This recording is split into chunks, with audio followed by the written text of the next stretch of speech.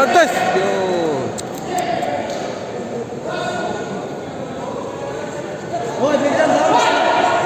Böyle koldan gir, koldan.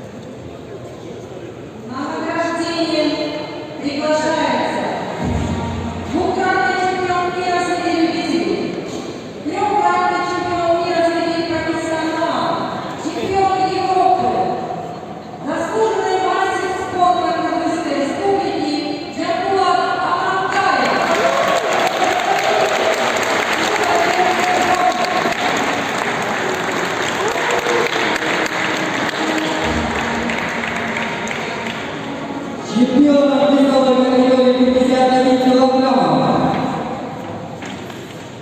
становится Нурбек Умунбекжан.